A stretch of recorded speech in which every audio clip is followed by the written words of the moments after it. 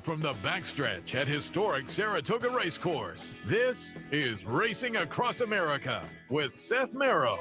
Racing Across America is brought to you by Pinnell's Restaurant, a Saratoga tradition since 1922. 284 Jefferson Street, Saratoga, just minutes from the track. And the Clubhouse Racebook, 711 Central Avenue, Albany. When you can't make it to the track, make it to the Clubhouse Racebook. Also brought to you by Wizard Race and Sports.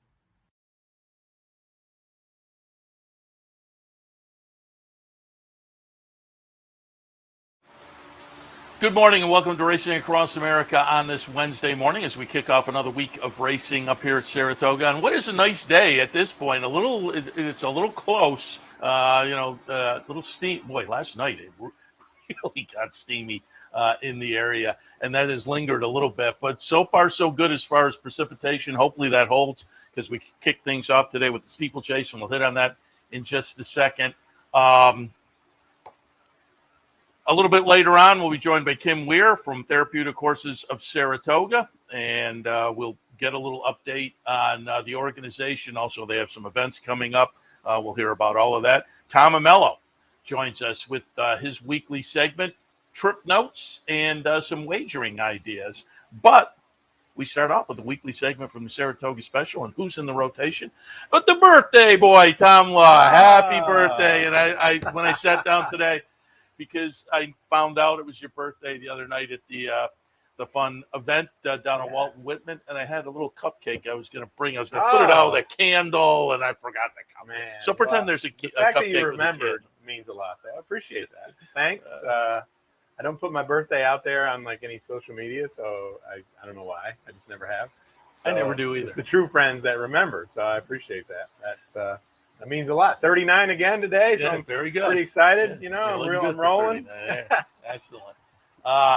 And again, thanks for you and Joe and the team to invite me to the Readers Club meeting down at Walton Whitman. It was fun. I chatting with some of the Readers Club folks, and chatting with your interns and whatnot. It was a fun event on Sunday. And it was a great way to wrap up the week. Yeah. Nice happy hour at Whitman, like you said.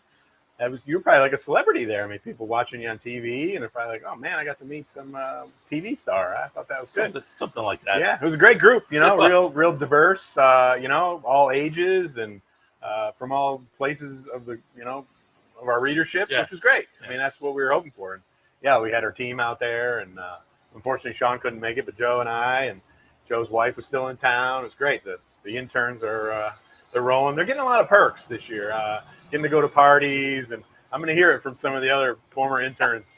I think the interns today were using the golf cart on the backstretch, and like Gabby Gaudet will be like, I never got to use the golf cart. I had to walk everywhere. So I'm going to try to maybe keep that. Of course, I just broadcast it, so that was not the greatest idea. But nobody watches. But we figured they're putting in a lot of miles, walking up and down press box, kind of working hard down the winner's circle out in the paddock, and they could use a little ride once in a while. I sit right behind the whole crew, and they're up and down all day long, and they do a great job. If you read the newspaper, the daily recaps and the weekly recaps and whatnot, typically the interns, and so they do a very good job. We talked about it before. You have cycled through some big names there, so we will see where this year's crop winds up as things move forward. But I appreciate the invite on Sunday. Well, they're doing well. I think when I was here the first time this season, they hadn't really started yet, so it was kind of like, okay, let's see how it goes.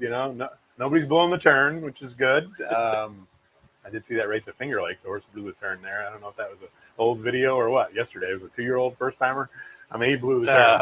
The 2-year-olds occasionally. We're always hopeful that nobody go out and grab some popcorn. That one went for the hot dog, the popcorn, and the soda. So he went everywhere. But they've been doing well. So we're excited. We're coming up to the big stretch. We got the Hall of Fame and the Whitney weekend and sales coming up. So it's a big stretch for us. Next week? Correct. Yeah, Monday and Tuesday. You're straight through. 6 in a row, starting Friday. So special Friday edition this week. Looking forward to it? Oh, you got to, right? We're 7 issues in, and I was talking to Sean today. I'm like, by the time we get to this time next week, we'll be 13 issues in. So it's like, whoa, like, wow. Not counting the 4 that we did for the Belmont. So, I mean, we're inching up there. That's right. And again, for folks who aren't familiar, you can find it on the track Wednesdays and Sundays. Correct. Saturdays. Wednesdays and Saturdays, sorry. Yeah, Wednesdays and Saturdays on the track around town. And if you're not in the area, if you're watching us on YouTube or whatever, this is horseracing.com. You can pull up the PDF version. Highly recommended. Yeah. And since there are selections, if you go to the website, the selections are there every day. Selections every day, no matter what. In the paper, on the print editions, obviously it's on the handicapping page, and then if you join the Readers Club, you get what we call the special Sunday Extra Special, which has a lot of the same content. Yeah, it's the extra special, right? Extra special. You get all the same content that you get in the print edition, but you get it on Sunday morning in an email format, recaps of the stakes, previews. We did a little stable tour even. We kind of just look at the day's card, and we're like, all right, well, Eddie Barker's got one in here. Let's go talk to Eddie Barker about his horse that's running Sunday. And then get a little, kind of when we do the whole stable tour, we do, the trainers at all the big stables. It's kind of cool for the little guys. We're still going to do the little guys one, but it's kind of neat. There was a horse, the Dave Donk horse that ran Sunday when he was 1-2 in there. We had both those horses in that stable tour.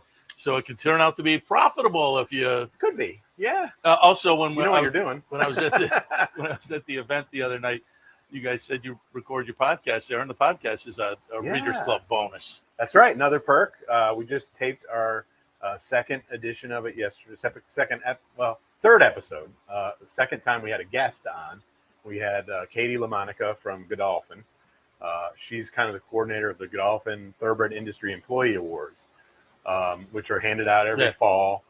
We just had the initial review panel meeting was yesterday, in fact, at the Hall of Fame. I'm the head judge on that panel. Oh. So this will be my second year doing that. So we picked the finalists in 7 categories, and it's like dedication to racing, breeding, administrative, managerial, the Community Spirit Award. I'm assuming they're nominated by. They're nominated by anybody. Yeah. Like you could nominate somebody that you felt like, I heard you mention Kim Weir. I know she's mentioned nominated people in the past. So they get nominated by trainers, by farm owners, by racetrack and personnel. It's really neat. It's an amazing program. This is I think the 9th year of it. The late Doc Richardson asked me to be a judge several years ago on the initial panel, which is quite cumbersome. There's like 100 to 150 people. So you're going through like their nomination forms. You're seeing who nominated them. Then people write a little blurb about it, and that's how we pick the finalists. It's tough because the good thing is the panel's a pretty good representation of the industry, so we knew a lot of the people already. You know the names, or you know who they are, you know who the nominators are, and then we do that. We pick those finalists. Then in October down in Lexington, they have all the finalists are flown in there. Some of them are from Kentucky, flown in for a couple days. We do a day-long set of interviews. Like they do a very short interview with each candidate. It's like 15, 20 minutes, if that. It's funny because they're always so nervous. And I'm like, look, it's not a job interview. Like you've already won. The top 3 people get money. Cool. I think they're giving somewhere around $130,000 prizes. Yeah, so if you win, you get like $7,500 plus the trip to Kentucky. You go to races at Keeneland. You go to a nice party at Keeneland as well. It's a world-class event, as you'd expect in Godolphin. But I'm just honored just to have a very small part in it. It's as you can tell, it's exciting. It's fun. And it's a great idea too, because there are a lot of people behind the scenes that deserve that kind of recognition. Oh man. Yeah. I do it. Yesterday it like inspires you. Like I've been going through the nominations for the last several days because it takes a while. But so you're inspired by hearing the stories, and then when I go to the event in Lexington and I'm judging, and you meet the people firsthand, I mean, you come away from that like that's carrying me through another year. I mean, I don't feel like I need it. I already got kind of some energy, but if you need inspiration, meet those folks or just read their stories. Godolphin actually puts together a lot of videos of all the finalists, so you get to see those. They'll start rolling those out kind of late summer and in September for sure. And so when do the winners get announced? I think it's around October 14th, 15th, right. Down there. So they have a nice event. Yeah, very good. Yeah. Oh, so they come to town when they get interviewed, then it turns around pretty quickly after that. Correct. Yeah. I mean, we actually do the interviews. It's on a Tuesday. We do all the interviews on Tuesday. We start first thing in the morning and like 3 people basically every hour. It's 7-8 hours. And then the dinner is that night. So we pick the winners. We do all 3 interviews, and then we sort of sit there. The judging panel is, I think there's 7. So they shouldn't be nervous. You should be. Yeah, I mean, it's hard. It's hard, and I get mad every year. I'm like, man, they picked the impossible candidates, but I'm on the initial panel, so it's like my fault too. I'm like, well, it's only your own fault, idiot. So, but it's great. Well, like I say, that's a great idea. And they're already winners, like I said. Yeah. So and then the next day they get to go to the races, like Keeneland and Godolphin kind of has a day at the races. Oh, it's great fun. Yeah, because as I say, there are a lot of people that are behind the scenes that deserve some kind of the recognition. backbone. I mean, really, truly the backbone. It's maybe an overused phrase, but it's the real thing for sure.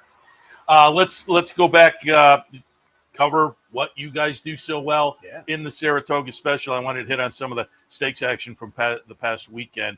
We'll take a look, obviously, at the highlight of the weekend, Fierceness and the Jim Dandy. I said after the race, though, okay, I don't know what to make of it because he's a complete enigma. But Fierceness showed up on Saturday. He looked very good. He did, didn't he? I love the tactics by Johnny. Joe wrote about it in his piece today. Johnny kind of kept him out there purposely, just so he could see what was going on. Maybe he didn't want the horses coming at him from the outside, so he purposely kept him out kind of in the middle of the track. He said, I saved ground for as long as I wanted to, and then I just sort of tipped him out wide. But yeah, he's Todd Pletcher and John Velasquez both assert that he's not an on-again, off-again horse. Like, he does have excuses maybe in the times he lost, but the fact of the matter is, and Joe wrote it in his lead, win, loss, win, loss, win, loss. You are, like Bill Parcells says, you are what your record says you are, but, in days when he's on, look out, I mean, that wasn't quite like the Florida Derby blowout performance, but it certainly wasn't like the Kentucky Derby, or the Holy Bull, where he just kind of didn't show up.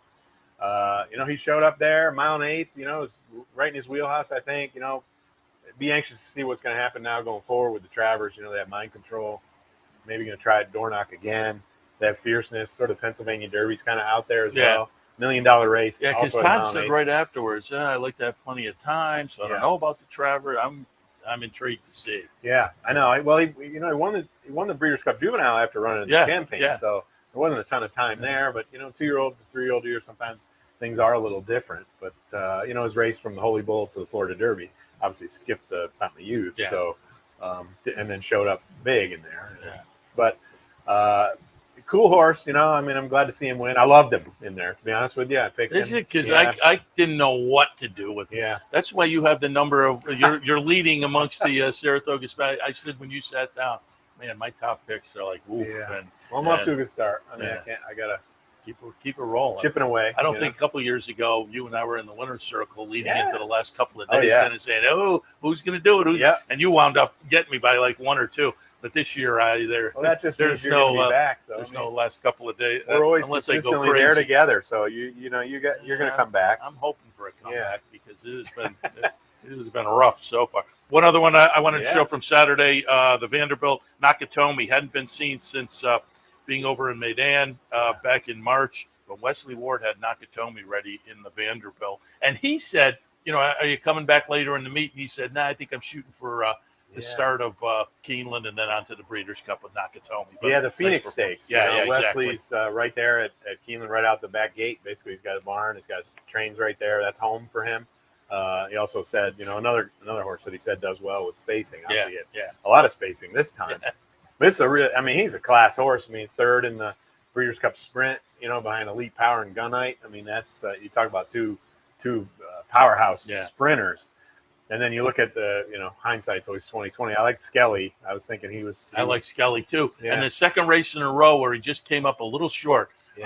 Closed the game. Sugar, who wound up to be a freak, caught him down at Oaklawn. But again, I thought he would rebound, and he came up again a little bit short. Nakatomi, nice horse. Yeah, and finally, the Bowling Green. It was Silver Knot for Charlie Appleby. No surprise, came out of the win in the Elkhorn and the Man of War, and followed it up nicely on Sunday here at Saratoga. Somebody asked me in the winner's circle after, so you came out for the workout? I mean, a workout in course record time, right? I mean, and he beat the course record, which was set by a filly of Bill Mott's that won the Glens Falls Stakes. So it wasn't like a fluky kind of thing. And they do run the Mound 3/8 here, quite a bit. I mean, this horse just, as Flavian said after the race, I felt like I was on the best horse. And I feel like, the best horses to me, they have speed and they can do things like that. When you're the best horse, you run races like that. You don't necessarily have to come from behind or have a perfect setup. I always think I give this advice to people that are handicapping, like, the best horses we have in training, they're fast, right? And they can do things that average horses can't. I always think Unbridled beat Housebuster in a sprint race. Like you're like, what? Housebuster, of course, in the Hall of Fame, champion sprinter. Unbridled Kentucky Derby winner. You think going long, big, long, lumbering horse, but he beat Housebuster going 7/8 at Gulfstream. So, good horses can do it. And Flavian Prat on board.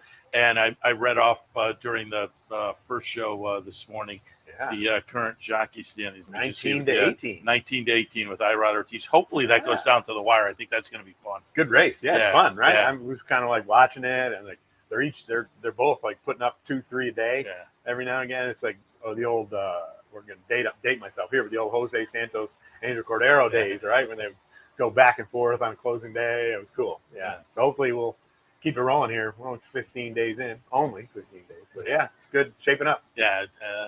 And the human side is always fun up here. Trainers and the jockeys battle last year with the trainer battle coming down right at the end. Right. Today, the Kaiser Memorial on the jump side of things. And again, you and the team covered jump racing very nicely, not only in the Saratoga Special, but over the years, the steeplechase times and whatnot. So I always like to get some opinions. When you sat down, we were talking about this race. You said Joe Clancy had a little bit of an interesting idea, and as you talked about the horse, I thought, I went with Kayamori, though, if I'm pronouncing that correctly.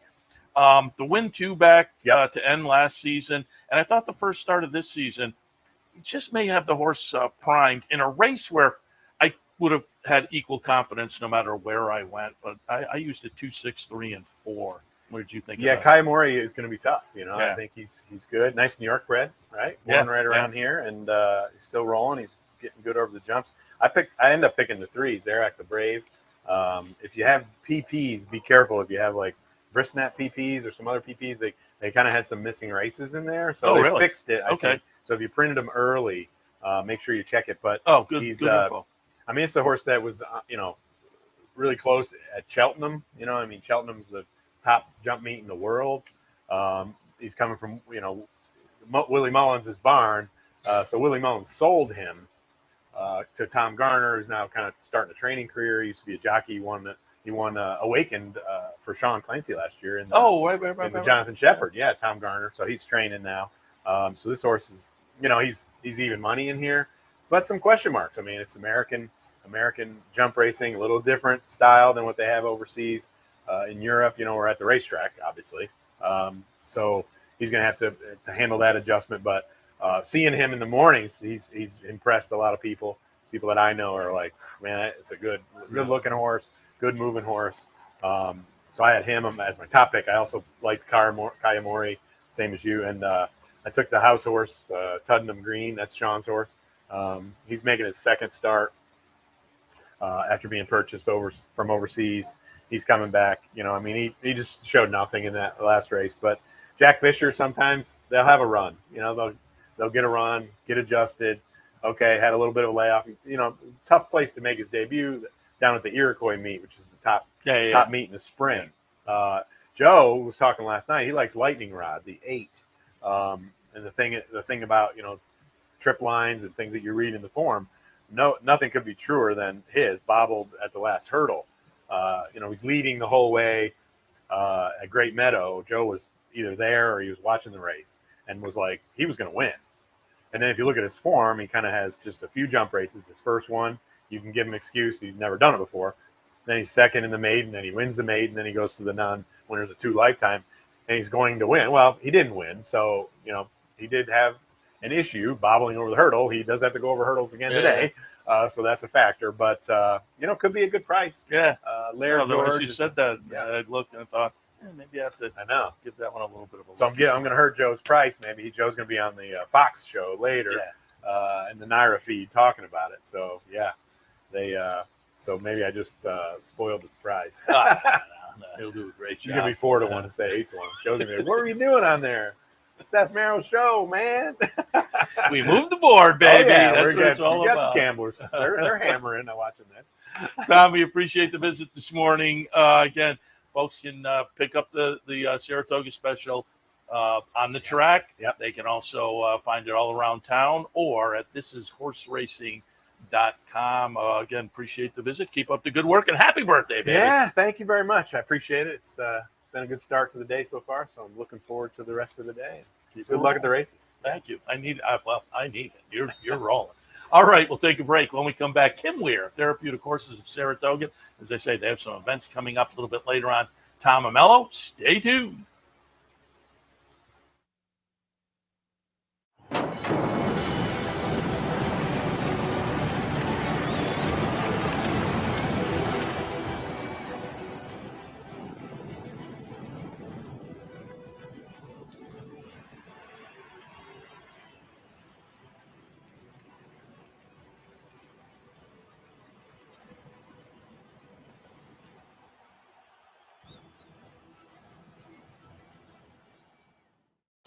Capital OTB is now streaming live on Roku.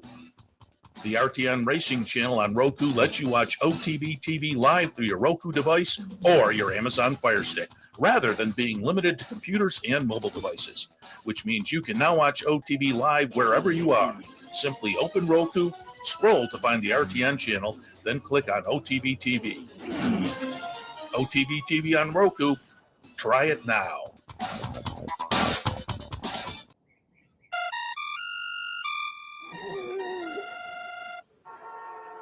Come on.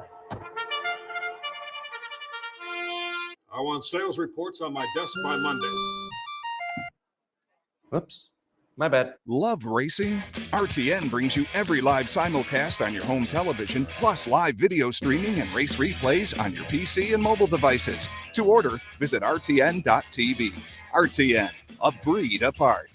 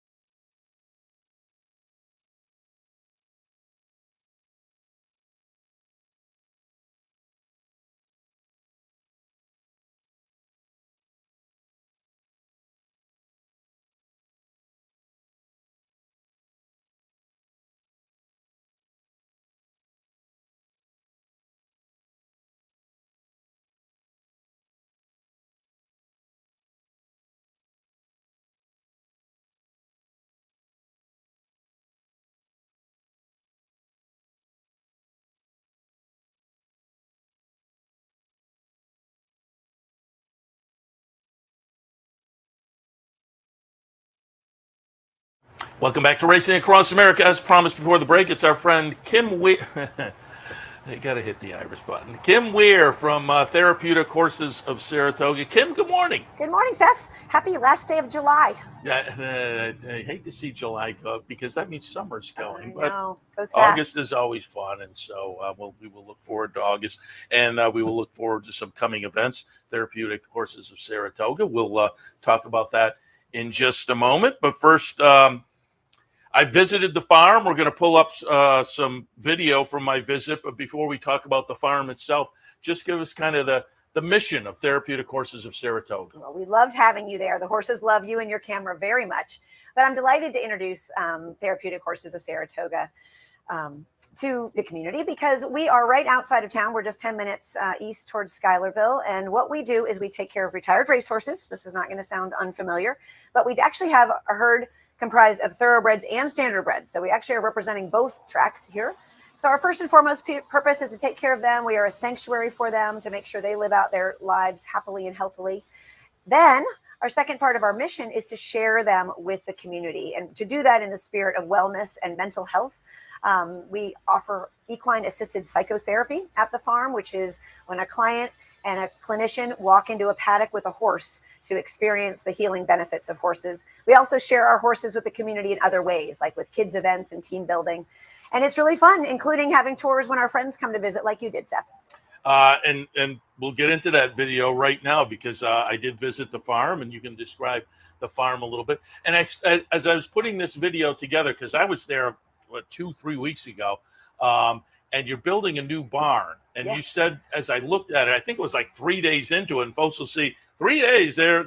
And so I thought yesterday, as putting video together, I thought I probably should have gone back because it's probably almost done by now. Oh, the my way they gosh. were going. Yes. But describe the facility and whatnot. Oh, yeah. So we're literally 10 minutes east of town. Many folks have driven by it. You'll actually remember it if you've gone that way because the Saratoga Springs Police Department horses live at our farm and we take care of them too. So we are 27 acres, which is somewhat surprising to folks like you when you come because you drive in the driveway and you think you've just seen these two little paddocks in front. You come around the bend and yes, oh my gosh, these pictures are so fun to see. This is Wilmer and Aaron who were building our barn.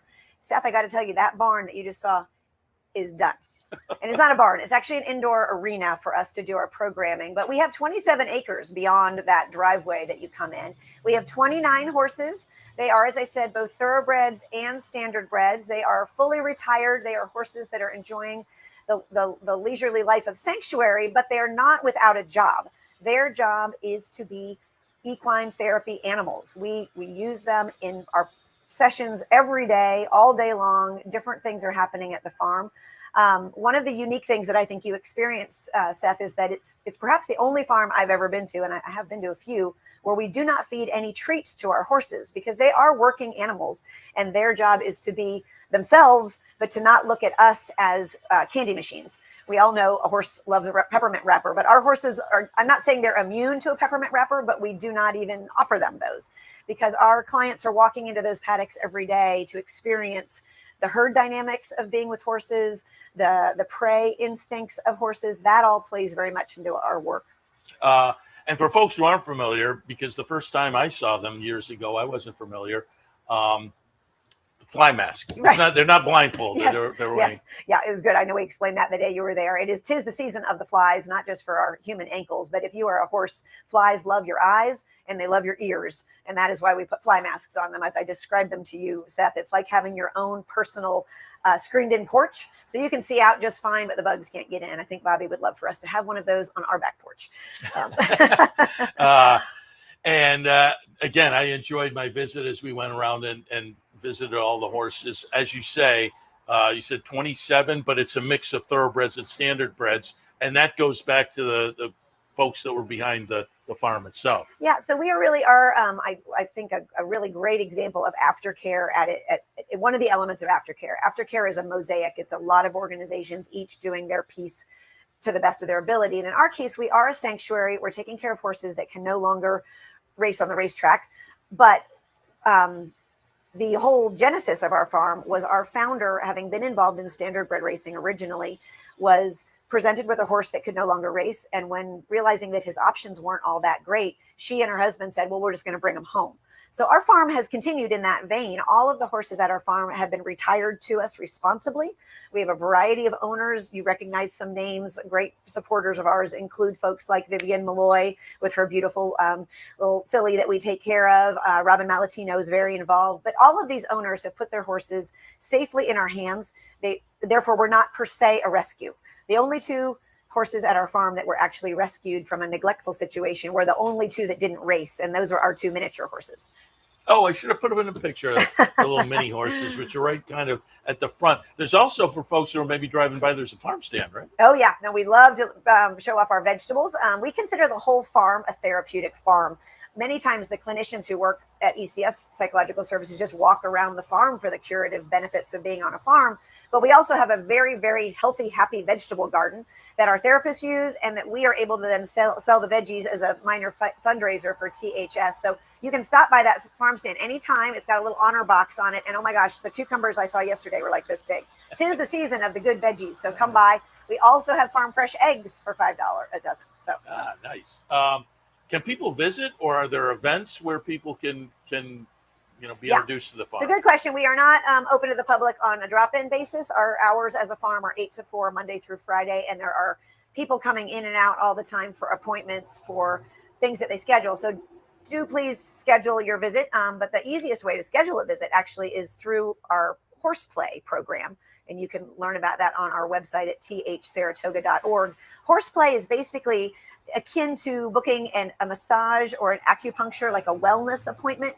But in this case, you come to our farm and you get to go spend an hour with a horse in a paddock with some supervision. So that you can schedule, and it's a great way for folks in the public to actually come to us, but you are going to schedule that. And it does have an hourly fee of $50 an hour, which is a contribution to our organization. You are also welcome to reach out to me when folks are in town especially out of town during this racing meet, is to let me know, because I have been hosting tours on the regular at the farm. Yesterday, we had Katie and Trevor and their daughter Riley, the McCarthy family, out.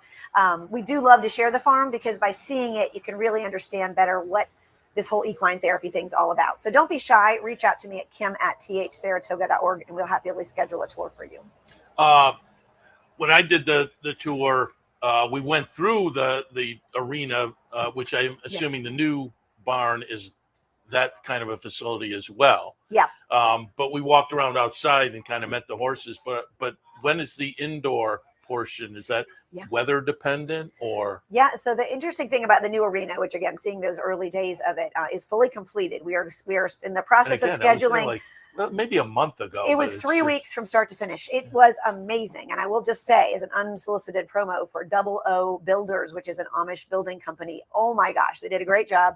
And it literally was 3 weeks to build that entire indoor arena. And that is what we will use for indoor programming for our therapy sessions. And it essentially is like creating an indoor pasture, because when our horses are involved in our programs, we let them be at liberty. They're not tied up. They're not doing a trick or anything. They just get to participate at will. So that whole facility is going to be really useful in the summer. We'll start using it right away, because it's hot, as it was yesterday. It'll also enable us to really expand our ability to do these programs all winter long. We do programs all winter long, but our clients get a little more timid. So now they can have a nice indoor space to do that. I'd love to show it off. You have to come back and see it. Ribbon cutting is being scheduled for either late August or early September. So hopefully well, I know you'll be around. Please come. I'll get that date on your calendar. Looking forward to it. I want to see the finished product. Couple of events I wanted to hit on coming up. Pickleball for the ponies. That is going to come up on August 26th. Sounds like fun. Talk a little bit about pickleball for the ponies. Pickle for the ponies. Pickle for the ponies. Yeah, this is a creative idea by my very dear colleague, Meg Kolaski, who's the development manager at THS. She has this great idea. She's a good collaborator, and we're partnering with the really wonderful folks at Legacy Pickleball Club, Sandy and Michael. They're offered this space. It's down in Ballston Spa. It's not far from your neck of the woods, and it has 8 indoor courts, and they can roll up the doors on the side and have the air flow through. So we have the whole space on August 26th. And the concept here is we're going to partner with the PDJF. So this will be a friend and fundraiser for both organizations. And we're going to have 8 racing celebrities, which will be trainers, jockeys, and some of our favorite media friends are going to play pickleball, and other guests can sign up to play on the court with them. So there's like 16 spots, I think, if you want to play pickleball with your favorite racing celebrity. Ramon Dominguez, our good friend, is confirmed. Angel Cordero is confirmed. And yesterday, Katie Davis confirmed. And the list goes on. But for you and I who don't play pickleball at all, and if you are out there and you don't play, but you just like to have fun and enjoy this camaraderie, $25 a ticket. We want everyone to come enjoy some food, some drink. We'll have food trucks. We'll have our horseplay beer, and it'll be a great time as we wind down the meet. That's the Monday after the Traverse. So sort of things calm down, wind down. It's the locals kind of week. So we're excited to have something at the end of the week when we're all can just hang out and play pickle for the ponies. We will certainly remind you as that gets closer. It'll be towards the end of August, certainly. So keep that in mind. Obviously, a couple of great charities benefiting. And since you've alluded to it, talk a little bit about the beer. Okay. Before I reach for this, I want everyone to know that this is an empty can, and I did not bring this full to Seth's set. It got emptied in the commercial. No, that's not right. That's not right. So we are so tickled about this and so grateful to the partners that brought Horseplay, the beer, to life. And that was the Martell brothers, the Druthers brothers, who created this beer. They designed it. They thoughtfully did their brewmaster magic to develop a blonde ale. They partnered with Whistling Kettle and Ballston Spa. So there's a little bit of a peach tea in this blonde ale. And then they brought in the amazing team at DeCrescenti Distributors to kind of push this out to the world. So the Horseplay beer proceeds are benefiting the Therapeutic Horses of Saratoga. It's an awesome concept. Our little logo is actually right there on the can, which is really, the whole thing's just so cool, and we're so grateful. And the one way you can help is to go find it and buy it and drink it if you care to.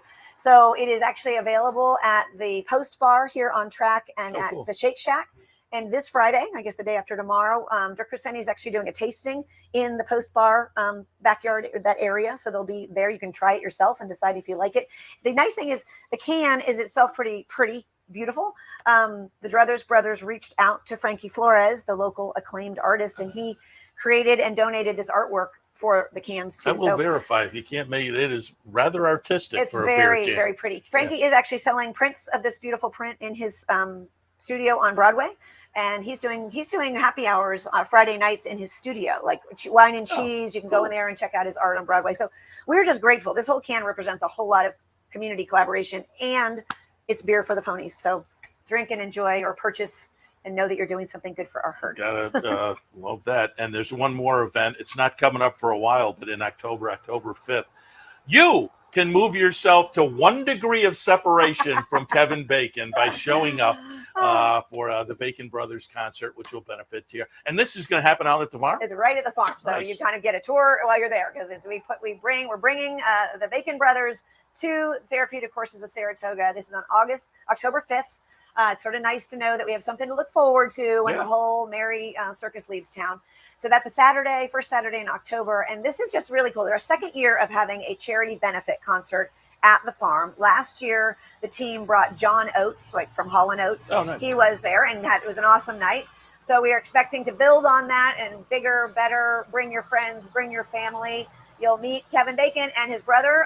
Everyone I've talked to who's seen them perform raves about them. It's super uplifting. You can look them up online and listen to them online, but they are coming to our farm, and we're super excited. Tickets are on sale for this event and pickleball today on our website at thsaratoga.org.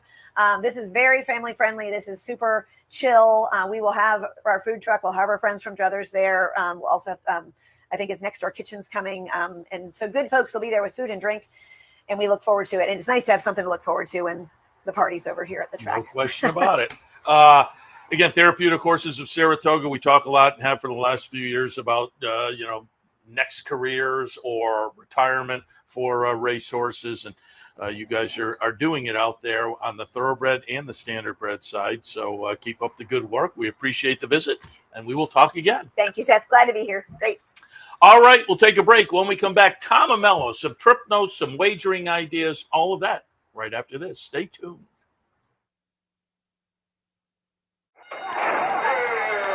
Why just watch the races when you can be in the middle of the action?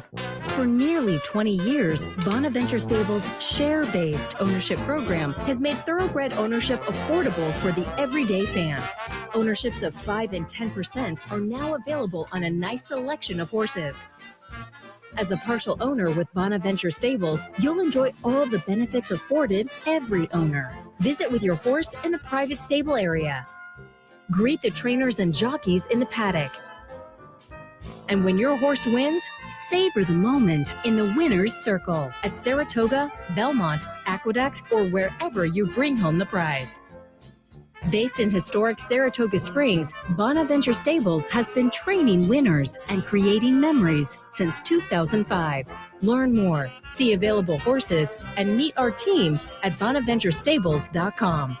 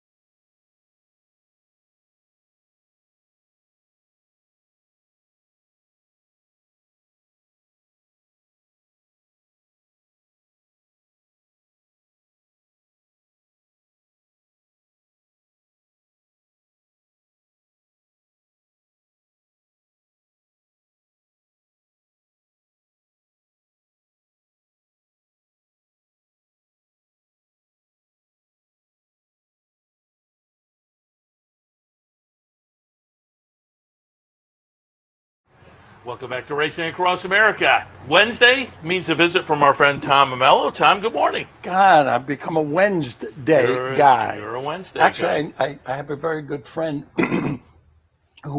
he's from New York. He lives up here now, and I always meet him out at the local restaurants on Wednesday. He's Wednesday John, right? So I'm Wednesday Tom, at least on this show. That works. Good to Kicks off the week. Yeah, that's right. We're going to kick this week off. Well, before we get to that, I wanted to ask you, what were Sure. your thoughts on the Jim Dandy on Saturday and Fierceness? Who, if ever there's a horse that should be put in Webster's, the dictionary, next to Enigma, he's the horse.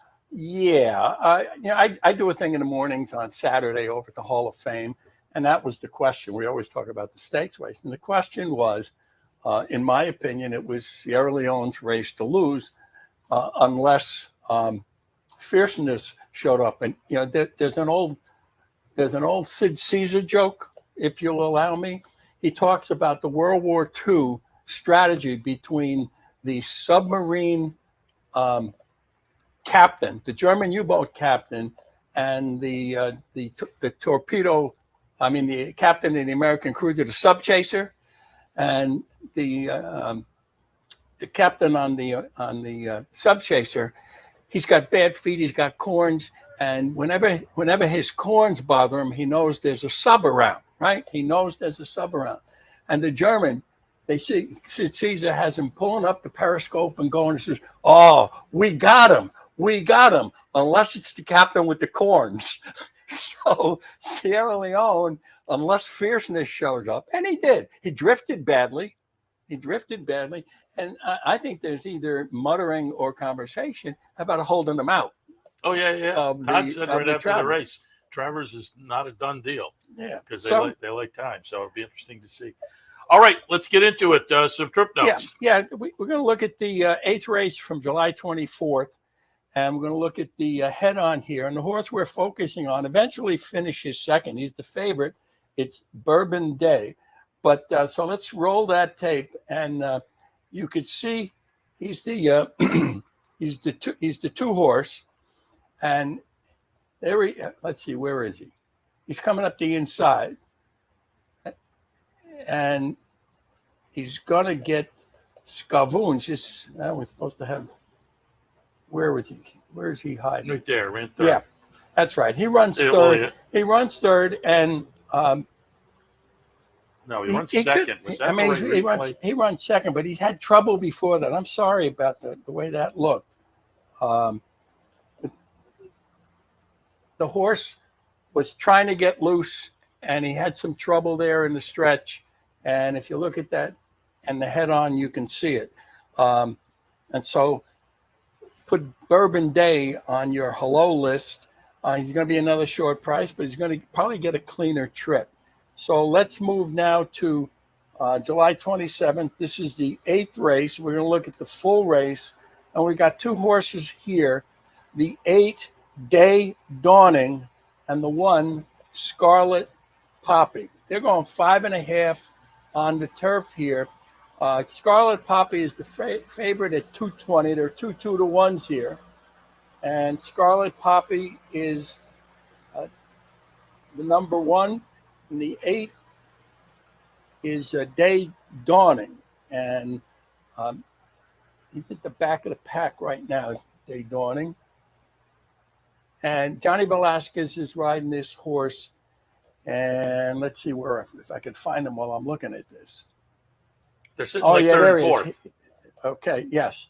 And so Day Dawning is going to get scrunched. Johnny's going to get scrunched here. And so there he is in the blue cap. He's pulling into horses. He's getting bumped by the inside horse, the 1. The one is backing out of the race, and Johnny can't get through there. And here comes I'm sorry, Seth, I'm not talking so well. The 1 Scarlet Poppy. So Scarlet Poppy was steadied and blocked and stymied. And so there's another race for you to look at. You know, we only run them once, and we're asking you folks to look at them on your own as well to catch them. And the 3rd race is the 9th. And we're going to get the head-on from the start, and we're going to look at number 1, Sea Singer, and number 2, Main Beach. So they're on the inside horses, and there you can see the scrunch of the 1 by the 2 on the inside, and that puts the 1 way back. There's another horse in here, Tiffery, the Shadwell horse in the blue along the fence, running probably 6th now. That horse as well is going to have some trouble in traffic around this turn here and as we get around the stretch. But you can see the 1 horse, Sea Singer, has been squeezed back to last. The 2, Main Beach, is going to be in and among, and Irad's aboard, and he's going to make a reasonably good run late. And really get beat less than a full length. So on the inside, you see the blue Tiffery was a horse that I picked in this race for Shadwell Stables. And what you've got is, a relatively unpressured leader here as we're coming around the turn.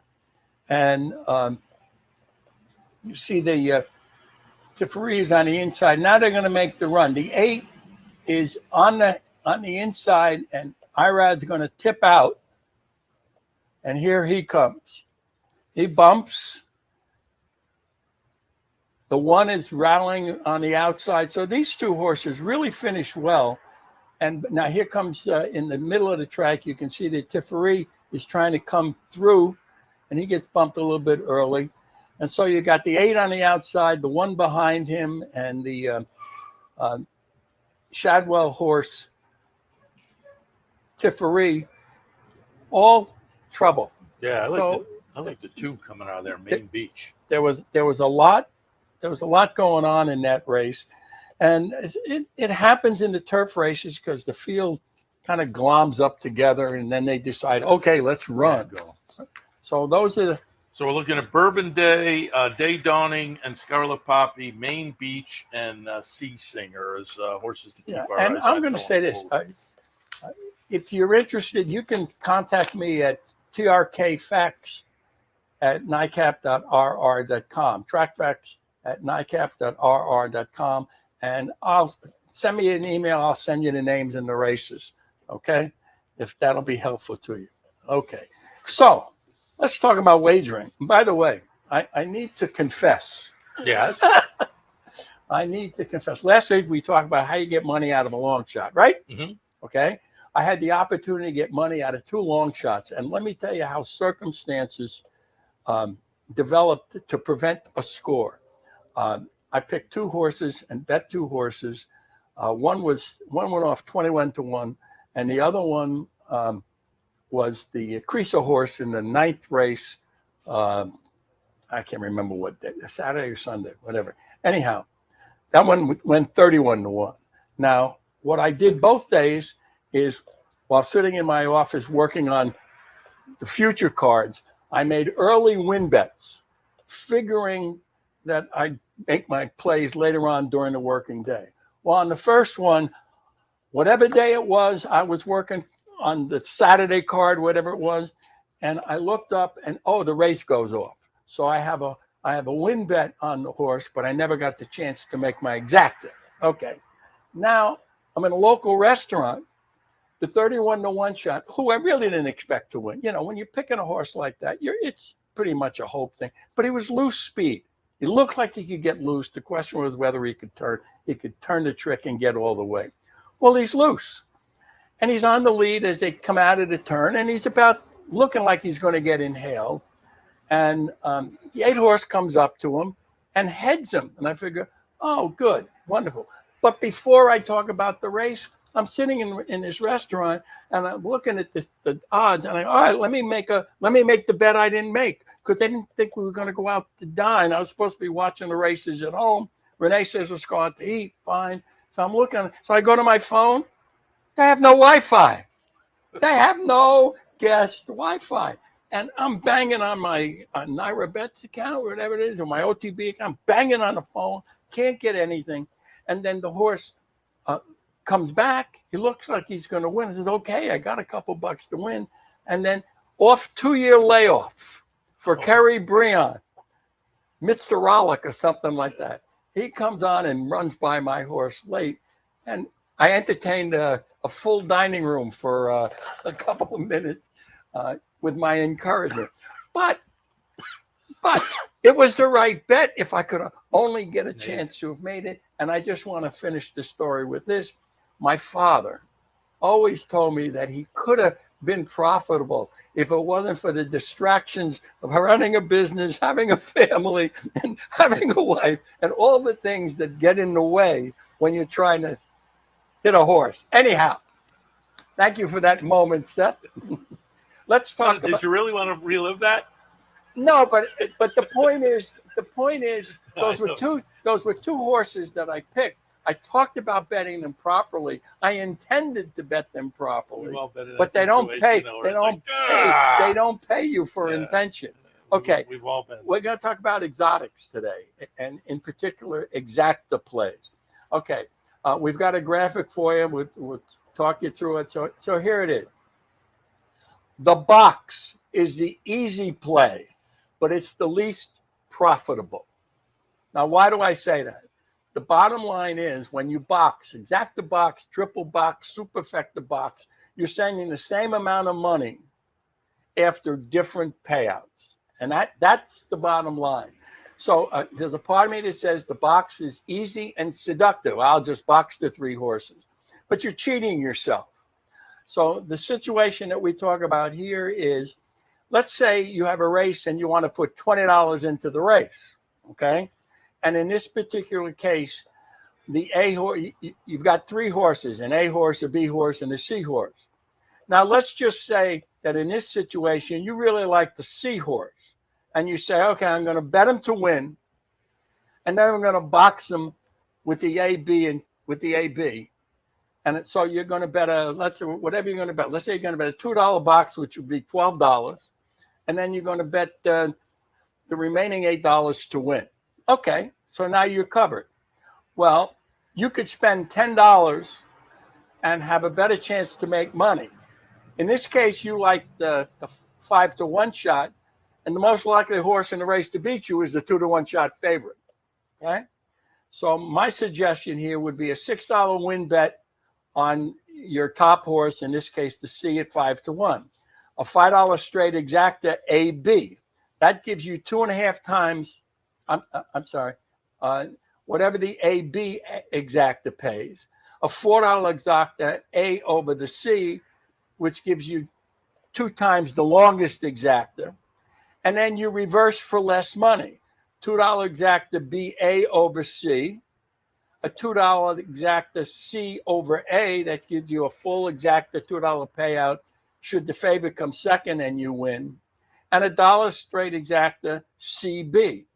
Now, you're going to get, unless the favorite beats you, you're going to get less payouts, but you're going to get paid all the way around at the most profitable pays. Now, there's some people going to say, okay, I'm going to bet win, and I'm just going to bet C over the A and the B, and I'm going to stand with that. And that's fine. Don't get me wrong. There's lots of folks who don't mind ripping tickets when they're wrong because they don't rip tickets when they're right, or they rip less tickets when they're right. And so essentially you've got every combination covered. That's exactly right. But you've parsed it out so you're going to get a little more if things kind of play logically, perhaps. But again, if you box them, you've got all the combinations covered, but you've got all the combinations covered as well. That's just the in way a different you do format it. Absolutely. That could offer you the opportunity to make more money. However it plays out, if the C runs first or second, you're going to win. And if the A or the B beats the C, you're going to win. But you're going to get the full straight exacta price rather than the exacta box price for $2. I like it, and I'm a exacta box guy, but I'm going to try this later on. And it all depends on how much money you want. If all you want to spend is $6 in a race, you're going to do a $1 box. But this way, $20 gives you enough in the win hole, and if you get run second to the logical horses. So this is essentially the same as if somebody played like a $3 3-horse box. That would be $18. That'd be $18. This is 20, and you're parsing it. Yeah, I'm gonna try this later. What it takes is punching more tickets. Okay, so that's something for you to consider, how to be more efficient with your money. I like and you can do it with the triple box as well. Like I said, I'm going to try it this afternoon. As a exacta box person, I'm going to look for one race where I can let your opinion guide you. Yeah. Okay. But you could say, let's say you really like the favorite. I don't know if I want to bet the favorite at 2-1, but then you press the favorite exacta over the B and the C a couple more times. So you skip the win bet, but $3 more on the A over B, C. Exactly. And you could do the same thing regardless of the price. You like 3 horses and you're going to throw the favorite out. You do it the same way. Yeah. I like it. I'm glad you do. Tom, we appreciate the visit as always. Some horses to watch, some betting strategies to consider. Enjoy the week number 4 up here. We'll see you next Wednesday. And great. It looks like it's going to be a nice week. Hopefully the weather holds up because 12 horses in the Whitney. Who would have thought? The handicap division with 12 horses in a grade 1. It's been a while. And then they have to ship a heavy favorite who might be loose on the lead. It's going to be fun. Cogburn and the Troy, That's right. I think is going to be. The cards are great. Yeah, the cards are great. Oh, and you mentioned it earlier. Let people know museum on Saturday if they want to come over. Yeah, there's what they call it the Saturday social at the museum. There's coffee and donuts. There's touring of the museum.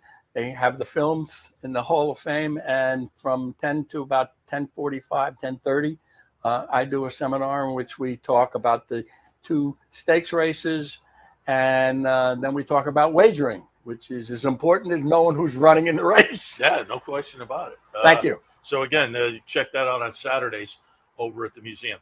All right, we'll wrap it up. Tom, appreciate the visit, and we'll wrap it up for this Wednesday morning on Racing Across America.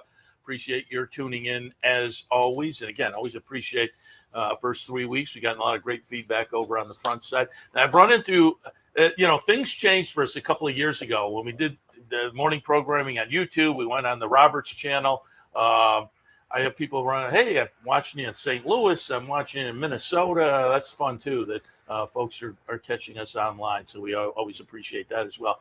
But always appreciate the nice feedback. I pass it on to the guys in the control room so they know everybody appreciates the work. And wishing you a lot of good luck this afternoon and going forward. As far as going forward, we'll be back on with the morning programming tomorrow, 9 a.m. the Handicappers Award, 10 a.m. Racing Across America. We'll see you then. Turn your love of racing into savings with equine discounts through the NTRA. Purchase through equine discounts and receive great savings on well-known brands like John Deere, Sherwin-Williams, Big Ass Fans, Farmers Insurance, and Office Depot. Join thousands of other equine members and support companies that give back to the sport we all love. Call 866-678-4289 or visit equinediscounts.com to start saving today. Want to get your career in horse racing off to a fast start? Well, the University of Arizona's Racetrack Industry Program is your winning ticket. The Racetrack Industry Program has served as a springboard to some of the industry's most successful individuals, with a proven track record of job placement right out of college. If you want to earn a degree in the exciting horse racing industry, the Racetrack Industry Program can put you in the winner's circle. What if there was a way to become a better horse player, to have a better knowledge of the game, to be more successful? What if there were a way to take what you've learned, what you know, and make better decisions, better choices? In horse racing, knowledge is a powerful tool. Race results and replays, past performances and live streaming, wagering from all your digital devices. Capital OTB. Become a better horse player.